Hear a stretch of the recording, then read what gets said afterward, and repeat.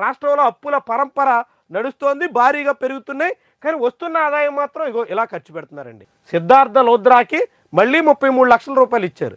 ప్రతి మంగళవారం అప్పుల వారం అన్నట్టుగానే ప్రతి నెల సిద్ధార్థ లోద్రాకు ఒక రోజు కేటాయించేస్తున్నట్టున్నారు.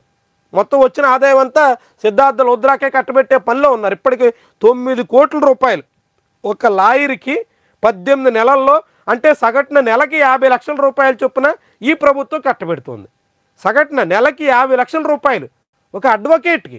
ఎక్కడి నుంచి, ఎవడబ్బా సొమ్ము ఇది? ఏమనాలి దీన్ని? ఎవరు సొమ్ము ఖర్చు పెడుతున్నట్టు? ఆంధ్రప్రదేశ్లో లాయర్లే లేరా? ఇక్కడున్న లాయర్లు పనికేరారా? గతంలో చంద్రబాబు నాయుడు ఆంధ్రప్రదేశ్ ఇంజనీర్లు కడితే అమరావతి మురికి గుంటగా మారిపోతుంది అంటూ చెప్పుకొచ్చారు. ఇప్పుడు అదేవిధంగా ఆంధ్రప్రదేశ్లో లాయర్ల మీద చంద్రబాబుకి నమ్మకం లేదా? లేకుంటే ఇలా నెలకి 50 లక్షల రూపాయలు చొప్పున 18 నెలల్లో 9 కోట్ల రూపాయలు ఒక లాయర్కి ఖర్చు పెట్టడం అంటే, రాష్ట్రంలో ఏమో జనాలకు పన్నులు తగ్గిపోయే, ప్రజలకేమో ఆదాయం లేకపోయే, రెండో వైపు ఏమో అప్పులేమో పెరిగిపోయే, ఇంకోవైపు ఏమో తెచ్చిన అప్పులన్నీ ఇలాగ పంచుడాయే. ఏంటిది? ఇదెక్కడి దారుణం?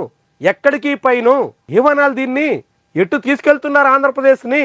ఎంత ఆందోళనకరమైనటువంటి స్థితిలో రాష్ట్రం పరిస్థితి సాగుతుందో ఆలోచించాలి జనం అంతా. ఇలా ఎన్నాళ్ళు? నెలకి 50 లక్షలు ఢిల్లీ నుంచి వచ్చినటువంటి ఒక అడ్వకేట్కి రాష్ట్ర ప్రభుత్వ ఖజానా నుంచి రాసిస్తాం, అప్పనంగా దోచిపెడతాం అంటే ఏమనాలి?